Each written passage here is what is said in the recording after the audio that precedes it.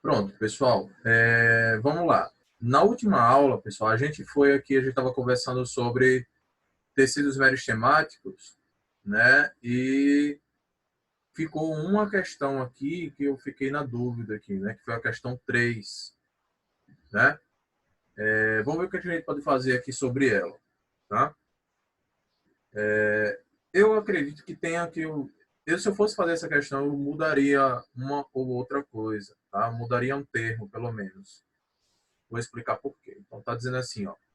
Sobre a angiosperma esquematizada a seguir, responda às questões. Então, tem aqui uma angiosperma, né? Tem uma planta que subtende-se que ela é uma angiosperma, e ela tem uma estrutura aqui 1, estrutura 2, estrutura 3. Então, 1 na parte de cima, 2 é caule, 3 é raiz. Aí, observe só. Aqui, ó, diz assim, qual a principal característica dos tecidos identificados no desenho? Bem, a principal característica dos tecidos... Como é que é? Dos tecidos identificados no desenho. Então, vamos lá. Esse tecido é tecido meristemático. Tá? Tecido meristemático. Então, a gente pode dizer o seguinte, entre outras coisas, poderia colocar aqui que a característica principal aqui, tecido meristemático, é que ele sofre muitas mitoses. Sofre muitas mitoses. Então, eu posso colocar assim, alta taxa mitótica, tá? Como sendo aqui a resposta da letra A, já que é tecido meristemático. Agora diz assim, ó, aqui que é o ponto que eu acho que mudaria alguma coisa. Diz assim, como se chama o meristema primário que fica entre as duas folhas e está assinalado no número 2? Ó, meristema primário que está aqui. Eu fui para lá, fui para cá. Eu acredito que não é nem o nome do meristema, é da estrutura. Mas vamos lá. Vai ser o seguinte, eu vou colocar aqui deixa eu ver qual é a questão. Questão 3. Vou colocar 3, letra A. A gente falou o quê? Alta taxa mitótica. Tá? Nesse livro, pessoal, eu não tenho acesso às respostas, tá? Só para vocês ficarem por dentro. Eu tive que conversar com a... Eu pedi lá para a Claudinha me passar o contato da consultora dos livros, do SAI, para eu conversar com ela. A letra B, como se chama o meristema, né? Ou a estrutura, eu posso colocar assim, ó, meristema intercalar, porque é o meristema que ele está situado aqui, ó, entre os extremos, né? Entre a ponta das folhas e a ponta das raízes. É esse meio. Inclusive, entre a casca e o miolo, né? O cerne, entre a casca do caule e a parte mais interna. A letra C diz assim, identifique o único meristema primário que é exclusivo da raiz. Aí esse que também eu não colocaria aqui, porque que eu me lembre não foi falado dele, né? Eu não falei, nem costumo falar sobre. Mas vamos lá. Letra C é o caliptrogênio, tá? É um tipo de meristema exclusivo da raiz primária, né? Meristema primário. E a letra D diz assim, quais são os meristemas encontrados na extremidade do caule e na região subterminal da raiz? É quase na ponta da raiz, tá? Eu posso colocar aqui, ó, letra D, protoderme, meristema fundamental e procâmbio. Ok? Beleza? Fechou aqui. Vamos aqui para... Eu acho que a gente respondeu algumas, né? Na aula passada a gente vai para tecidos permanentes, tecidos adultos. Aí vamos lá. Ó, o pessoal está chegando ainda.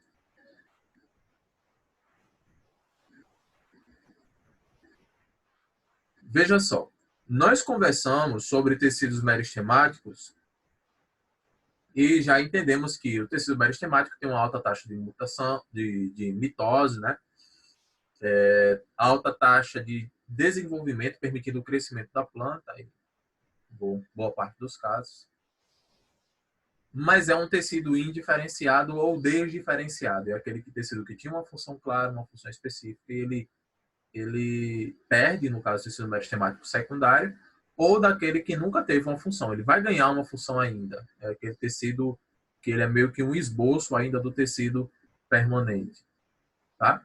Mas o tecido permanente, o tecido adulto, é aquele que já é bem estabelecido, bem desenvolvido, é aquele que tem sua função clara, né? E ele pode ser subdividido em alguns tipos. Aí eu tenho tecido adulto de revestimento, tecido adulto de preenchimento, tecido adulto de sustentação, tecido adulto de secreção, tecido adulto de condução. Normalmente, na maior parte dos livros, dos sites, das aulas de YouTube, onde você for buscar, esses tecidos vão estar subdivididos em 4. Tecido adulto de revestimento, de armazenamento, sustentação e transporte. Então, seria revestimento, armazenamento seria esse preenchimento, secreção também seria preenchimento, eu vou explicar por quê. Tá? Então, seria revestimento, armazenamento, esses dois juntos, sustentação e transporte, que seria esse de condução. Então, revestimento, armazenamento, sustentação e transporte. São os principais tipos de tecidos permanentes. Aí, observe isso aqui. Eu não vou ler aqui muito aqui, mas eu vou explicar. Seria o seguinte.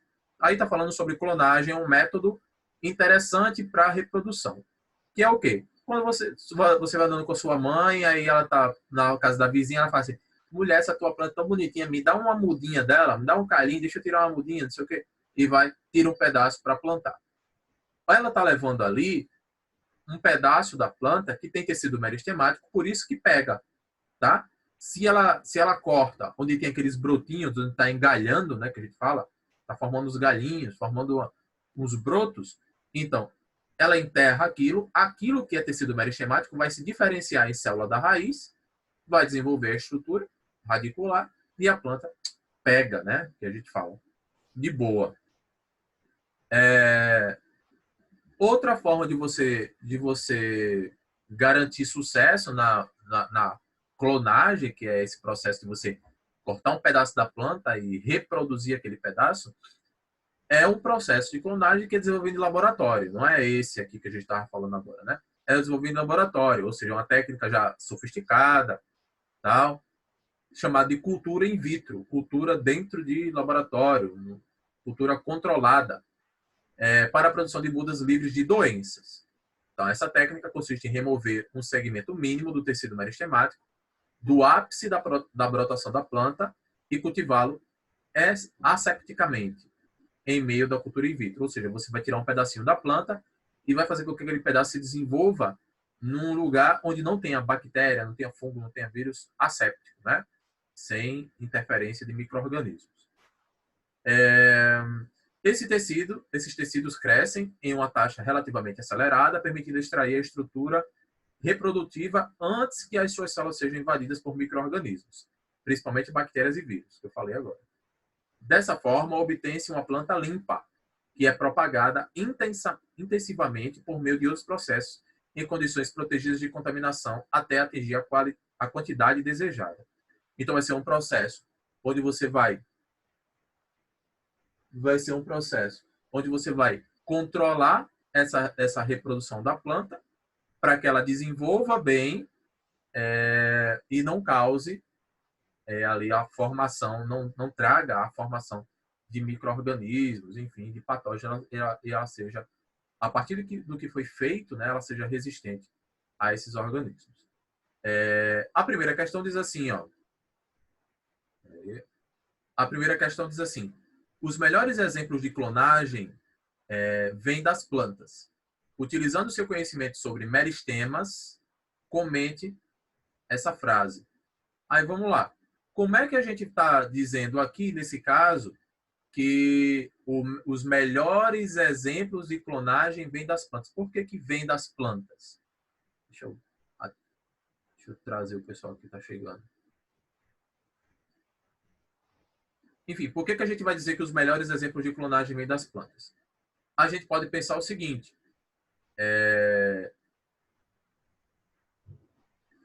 As plantas, a gente consegue fazer um clone da planta, fazer processo de clonagem reprodutiva, né? De uma forma mais fácil do que em animais. Por quê? Porque elas produzem tecido meristemático o tempo todo. Tá? Então, a gente poderia colocar aqui o quê? A gente poderia colocar as plantas, as plantas produzem tecidos embrionários durante toda a vida. Tá? As plantas produzem tecido embrionário durante toda a vida, permitindo que a clonagem seja realizada com a maior taxa de sucesso do que os animais.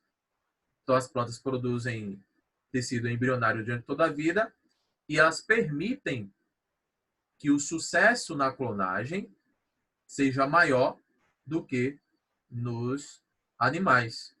Você quer fazer clonagem em animais? Quer fazer algum tipo de processo que precisa de célula embrionária? Então, você vai ter que tirar isso do animal enquanto ele é embrião. Então, é mais difícil. Né? Esperar a fecundação, tal, formar embrião. Né? E não pode fazer isso com todos os animais. Por exemplo, com o ser humano não dá para fazer isso. A segunda questão diz assim: aponte uma desvantagem para o seguinte comentário. Na verdade, não é para o comentário, é para a situação do comentário. Né? Eu estava lendo essa questão ainda agora antes de começar a aula, estava observando isso. Mas vamos lá. Aponte uma desvantagem para o seguinte comentário. Obter lavouras uniformes com todas as plantas idênticas para produzirem frutos com as mesmas características. Imagina, você é agricultor, aí você quer produzir uma lavoura que seja uniforme, com todas as plantas iguaizinhas, ou seja, clones, para produzir frutos com as mesmas características. Tipo, manga, eu quero só manga que seja grande e doce, bem amarelinha. Pronto. Esse padrão para todas as mangas. Então, qual é a desvantagem de você realizar o processo? Não é do comentário, é do processo. Qual é a Elas desvantagem? não vão poder se reproduzir. Aí elas vão até poder se reproduzir. Vão até poder. Se eu vou lá, faço lá o cultivo da planta, eu vou cultivar uma planta que seja igual, eu vou fazendo mudinha, né? E eu vou ter um monte de plantas iguais, geneticamente iguais. Na verdade, elas têm o mesmo DNA, vamos dizer assim. Elas têm o mesmo DNA. Elas conseguem se reproduzir, elas podem florir, elas podem dar origem a sementes, né, frutos, enfim, se reproduzem. Agora, o problema é que elas vão ter alta ou baixa variabilidade genética? Muito baixo. Uma baixa variabilidade genética. E isso é uma desvantagem? É, porque se ela tem baixa variabilidade genética, se uma planta, se esse DNA ele não for resistente a uma praga, determinada praga, por exemplo, tem uma bactéria. Se esse DNA não tiver o gene de resistência a essa bactéria, todas as plantas vão sofrer por conta daquela bactéria. Então a gente fala que numa lavoura que tem planta clonada, se uma espécie for sensível a alguma doença, as outras plantas também vão ser. Entende? E isso é uma desvantagem. A capacidade de adaptação é baixa. Aí você vai dizer, professor, mas também se ela for tiver alguma resistência a alguma doença, isso aí vai ser bom, certo? Mas só que, se essas plantas se reproduzirem entre si, como é o mesmo DNA, só vai sair daquele mesmo jeito. Se eu tenho plantas diferentes entre si, o que é que vai acontecer? As plantas vão se reproduzir, né? Enfim, e as características melhores vão ficando. As características ruins, por exemplo, a planta ela é, enfim, ela não é resistente a uma bactéria. Aí quando ela está crescendo, a bactéria vem, ela morre, não se reproduz. Quem fica? A planta que conseguiu ser resistente. Essa vai se reproduzir. Vai produzir um novo descendente. Esses descendentes que vão nascer, beleza, vão nascer. Aí vai ter uma que não vai ser resistente a outra coisa. Morre também. Vai ficar outra que é resistente. Vai se reproduzir. Isso é o quê? Seleção natural. Então, quando você tem uma variabilidade genética alta, você permite que a capacidade de adaptação também seja alta. Quanto maior a variabilidade genética, maior a capacidade adaptativa. Isso, inclusive, é o problema que a gente observa em casamentos consanguíneos. Alguém fala assim, a gente vai sair de planta agora, vai para ser humano, mas vamos lá. Alguém fala assim para você, casamento entre primo não dá certo. Não dá certo. Porque vai nascer uma criança com defeito, né? Sei lá, com algum problema, alguma deficiência mental, deficiência física. Não dá certo. É melhor não casar. Será que é isso mesmo? Será que é? Por exemplo, eu sou casado com a minha prima. O meu pai é irmão do pai dela, minha esposa. Primo mesmo, de primeiro grau. E eu tenho duas meninas que são mais perto do que eu. Então, não é a questão do casar entre primos. É a questão da variabilidade genética. Pense o seguinte. Se na sua família já existe, vou colocar um exemplo, já existe casos de pessoas com problemas de deficiência física, problema de deficiência mental, algum caso desse, e você vai casar com a sua prima, que é da mesma família, ou seu primo, né? Enfim, casar com uma pessoa da mesma família, a probabilidade de vocês desenvolverem uma criança que tem aquela característica, ela é maior do que se vocês casassem com outra pessoa qualquer. Então você aumenta a probabilidade daquela característica que não é vantajosa dela se perpetuar, dela vir e ela vem na próxima geração, vem na próxima. E cada vez que vão casando mais indivíduos semelhantes, aquela característica se mantém, mesmo sendo uma característica recessiva que a gente fala. É igual o caso do olho claro, né? Você às vezes vai para um sítio, aí no sítio lá que você chegou, aí todo mundo tem o olho azul. Aí, como é que pode todo mundo aqui ter o olho azul? É porque casaram muitas pessoas entre primos, fulano de tal é primo distante do outro, e casou. Aí o cara é vizinho da menina ali, aí casou também, não sabia que era primo também, mas era um primo distante, não sei o quê. E aquela característica recessiva, ela vai vindo com mais força à medida que vai passando os tempos.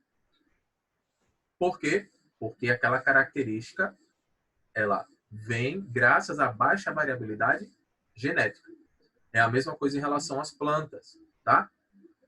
Só que vai ser mais acentuado porque eu estou falando de clone, é o mesmo DNA. Então a característica não é que tem uma chance da característica vir, a característica vai vir. Se a planta, as plantas, da onde as outras foram clonadas, se essa planta que deu origem às outras, se ela não for resistente a uma doença, todas as outras não vão ser também. Então, a baixa variabilidade genética é o perigo, tá? Vamos para a terceira questão. Diz assim, por que a clonagem vegetal, porque na clonagem vegetal se utilizam de células do ápice do vegetal, da pontinha do vegetal? Isso aí é fácil, porque tem tecidos o quê? Meristematicos. Meristemáticos, porque tem tecido meristemático. Então, por que na clonagem vegetal se utiliza a célula do ápice? Porque nessa região existe tecido meristemático. Aí você já sabe por quê, né? Tem tecido meristemático. Aí você, enfim, poderia colocar que são capazes de dar origem a todos os outros tecidos vegetais. Ou se não, se você já lembrar disso, tá beleza. Tá? Então a gente vai conversar agora sobre cada um desses tecidos. Tecido de revestimento, sustentação, armazenamento e transporte. Então vamos lá. Tecido de revestimento. Então nós temos a epiderme e o suber, tá? Revestimento. Então, vamos lá. A epiderme, pessoal, epi quer dizer sobre, é aquele tecido que reveste as estruturas do vegetal. Então, esse tecido que está revestindo, ele costuma formar outras coisas, dependendo da região onde ele esteja, dependendo do clima do local, dependendo do tipo de espécie, tá? Ele costuma formar outras coisas. Aí, vamos lá. Uma coisa interessante aqui que é importante trazer. A estrutura aqui do tecido, se eu pegar uma folha, por exemplo, vai ser assim. Na parte bem superior tem a cutícula. O que é a cutícula? Se você pegar uma folha de pé de manga, você dá uma mexida nele assim, dá uma mexida na folha, você vai observar que a folha ela é meio brilhosa. Por quê? Aquele brilho é uma cera que a mangueira produz, que é para evitar a desidratação. Diminui a taxa de evapotranspiração. Então, quando ela está fazendo esse processo aí de produção daquela cera, aquela cera nós chamamos de cutina. A cutina forma a cutícula, que é a camada, ó, está sendo mostrado aqui. A camada de cera, a gente chama de cutícula. Cutícula é o quê? É aquela camada de alguma coisa que serve para proteger. Tá? Cutícula. E nessa cutícula, a gente observa que abaixo dela nós temos a epiderme superior, tá? E abaixo tem os vasos condutores e mais para baixo, epiderme inferior. Agora, vamos lá, para a gente entender. Primeira estrutura que a gente vai observar. Era para ter os desenhos, né? Tem aqui embaixo. Vamos lá. Retiro o que eu disse. Ó, primeira estrutura que a gente vai observar. Pelos ou tricomas. Pelos. Então, você tem aqui, ó, os pelinhos. As folhas, às vezes, vão ter essa estrutura aqui, ó, parecendo um algodão doce, né? Uns pelinhos assim, ó, que a gente também chama de tricomas, tá? Existem vários tipos de tricomas. Existem vários tipos de pelinhos, com funções diferentes. Tricomas, pelos secretores, pelos de proteção, pelos de armazenamento, de água, enfim. Tem um monte de tipo de pelos diferentes, com função diferente nas plantas. Tá? O nome correto mesmo é tricoma. Mas vamos lá. Esses pelos a gente costuma ver em plantas, exemplo, xerófitas, tá? Plantas que vivem em climas mais áridos, né? Muita insolação, daí ela tem os pelinhos para proteger ali a camada de baixo da folha, que é onde tem os vasos condutores, senão ela vai estar perdendo água. Então os pelinhos vão estar protegendo ali. Ok? As papilas são estruturas que a gente observa geralmente nas flores. Então é porque aqui está pequenininho, mas dentro das flores, às vezes, tem tipo um veludo, sabe? Igual esses pelinhos aqui, só que dentro da flor, que serve para ela captar o pólen, ou às vezes até para produzir mesmo o pólen, naquela região que está produzindo o pólen mesmo. Então, geralmente, essas papilas estão associadas com reprodução. É uma estrutura da epiderme da planta. O que é que vão ser os acúleos? Acúleos são estruturas pontiagudas que a gente está vendo aqui. Aí você vai dizer, professor, isso não é espinho. Não, não. Espinho é uma estrutura que vem debaixo da epiderme e ela sobe através da epiderme. E é uma estrutura que é de difícil remoção. Você vai, mexe para um lado, mexe para o outro, mexe para um lado, mexe para o outro, e não quebra com facilidade. O acúleo não. Você faz uma pressãozinha aqui para a lateral, destaca. Porque é uma estrutura epidérmica, estrutura superficial. Ok? Semelhante a espinhos, os acúleos diferentes deles por serem superficiais, fácil de destacar. Enquanto os espinhos são ramos atrofiados do caule. limoeiro, por exemplo, alguns cactos, laranjeira, tem isso, né? E serve para proteção contra alguns animais. Os animais não vão chegar para estar comendo uma planta cheia de espinhos, né? Alguns pouquíssimos que fazem isso. Ok? Então, a cúleo, a gente observa, se alguém falar assim, tem espinho na rosa e tal. Não é, são acúleos. Ok? O que é que são os estômatos? O estômato, pessoal, ó, não esquece disso, tá? Estômato. Pode até ser que você esqueça os outros, mas não esquece de estômago. Vocês vão precisar dessa informação, tá? O que é que são os estômatos? São aberturas, tá? Que formam poros microscópicos nas plantas.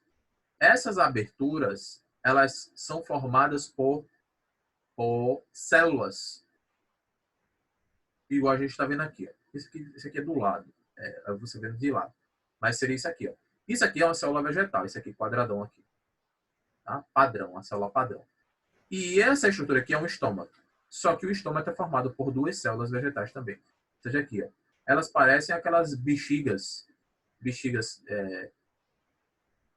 Acho que tem aqui. Ó, parece umas bexigas, né? Meio que um pepino, sei lá, alguma coisa assim. Mas o que é que a gente vai entender a partir daqui? Vai entender o seguinte. O estômato ele é formado por duas células que a gente chama de células guarda. Essas células têm estruturas que a gente chama de vacúolo. Esse vacúolo, quando está de dia, o estômago, quando amanhece o dia, tá assim, ó, o estômago, aberto. Por quê? Quando a planta, durante a noite, vai absorvendo água, essa água vai vindo para cá, para os vacúolos, e nessas células guarda, vai acumulando água, ele vai ganhando essa forma aqui, ó, túrgida, que a gente fala. Túrgida. Quando ele fica na forma túrgida, o ostíolo abre. O que é o ostíolo? Essa abertura entre as duas células. Então fica abertinho aqui. Nisso de ficar aberto, aí vem o sol da manhã. Chega 8, 9 horas, bate aquele sol mais forte. Aí vai a taxa de evaporação aumentando. Evaporando. Enquanto vai evaporando, o vacúolo que está aqui dentro vai diminuindo a quantidade de água.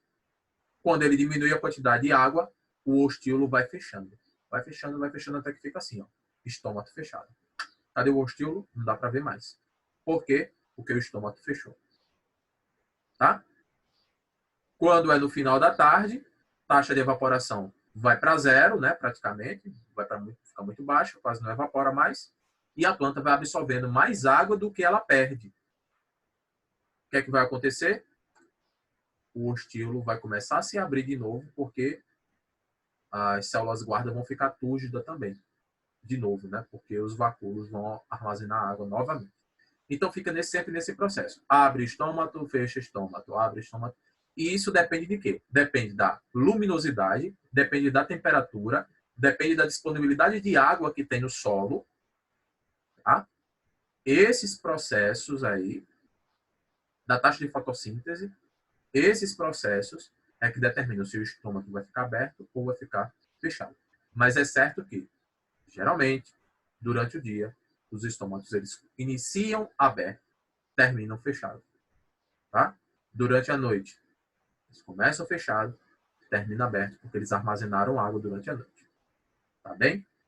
Então, o estômago é uma estrutura da superfície, geralmente das folhas. Tá?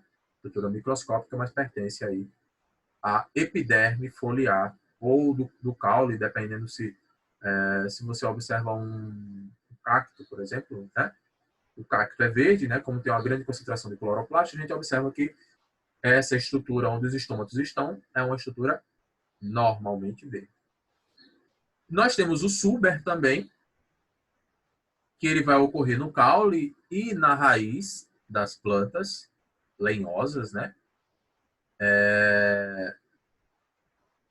Durante o dia, Miguel, o estômago começa o dia aberto. Começa o dia aberto. Por quê? Porque ele absorveu água durante a noite toda. Então, o ostíolo vai estar aberto. O estômago vai estar assim, ó. Quando ele amanhecer o dia. Só que vai vai perdendo água, perdendo água, perdendo água, aí o estômago começa a fechar. Quando ele fechou, vamos dizer, fechou, sei lá, 3 horas da tarde, já tá tudo assim, fechadinho. É quando a folha vai ficando mais murchinha, você vai ver, as folhas já estão mais murchinhas, é sol demais, meu amigo, aqui e tal. É porque o estômago já perdeu a água toda, entendeu? É... Beleza. Então aqui vai ser o seguinte, o Suber, ele vai ser uma estrutura que ele tá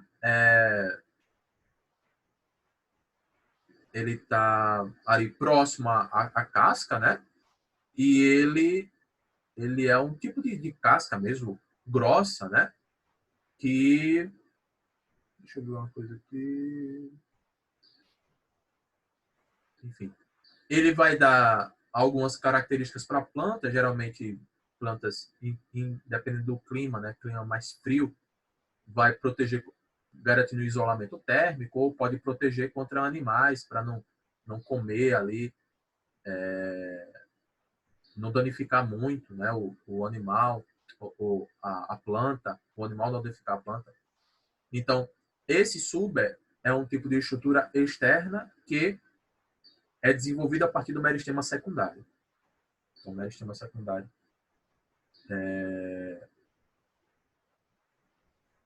o felogênio ele dá origem ao suber. E ele serve para fabricar a cortiça. Então, você tem a cortiça, que é usado para fazer rolha de vinho, é usado para fazer aqueles quadros de aviso, né? Dá para formar a partir da cortiça. Outra coisa que a gente pode observar é que esse suber ele pode formar a ritidoma, tá? É o caso das goiabeiras, que você vai observando que é tipo um monte de pelezinha que vai soltando, né? Umas casquinhas fininhas que vão soltando.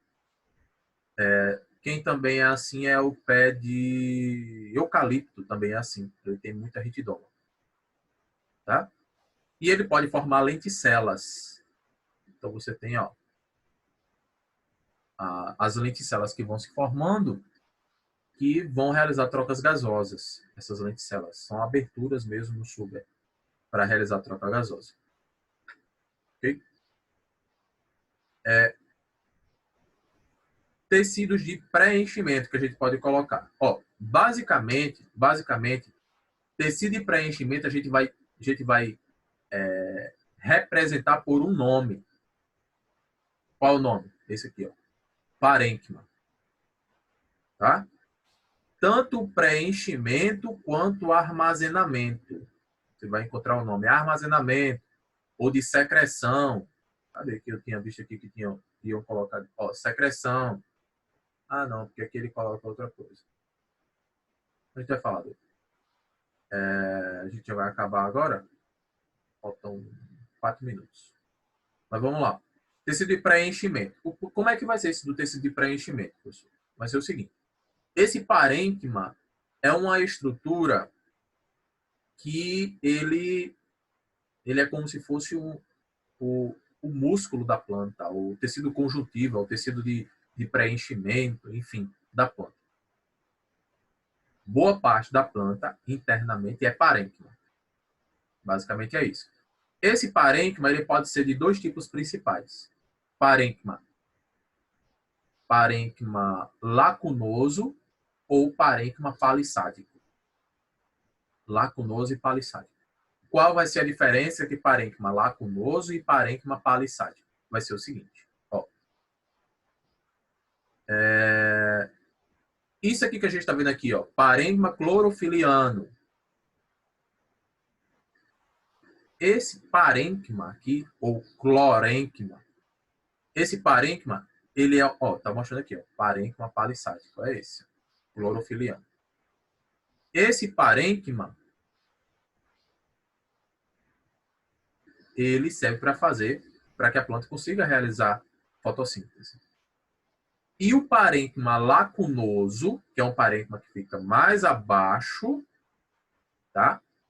É um parênquima de armazenamento. Então, nós temos o parênquima palissádico, que é um parênquima que tem a ver com fotossíntese, e o parênquima lacunoso, que é um parênquima que tem a ver com armazenamento. Armazenamento de quê? De ar,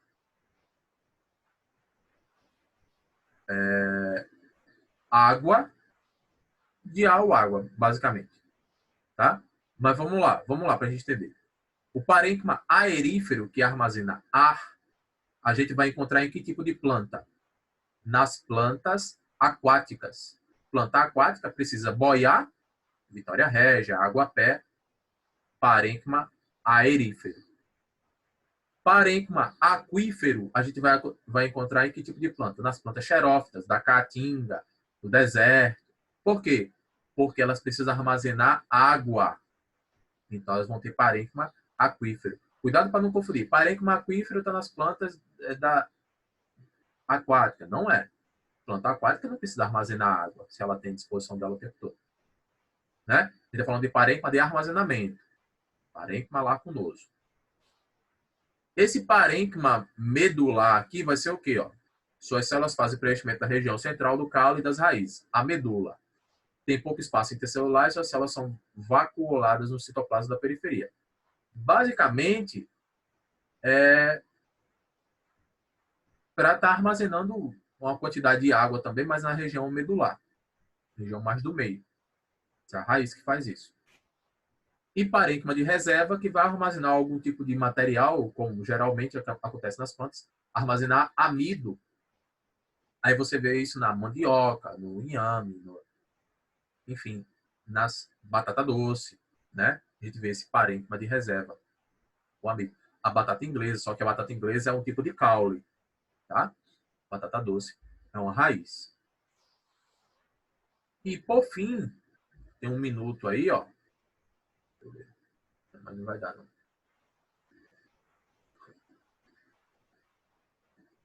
Só para a gente entender. Nós temos tecidos de sustentação, que vão ser o quê? Aqueles tecidos que vão produzir a grande quantidade de celulose e lignina.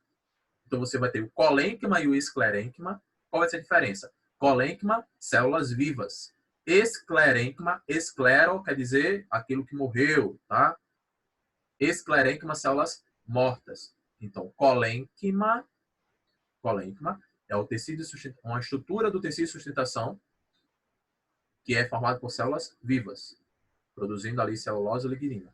Esclerênquima, tecido de sustentação, estrutura do tecido de sustentação, só que células mortas, tá?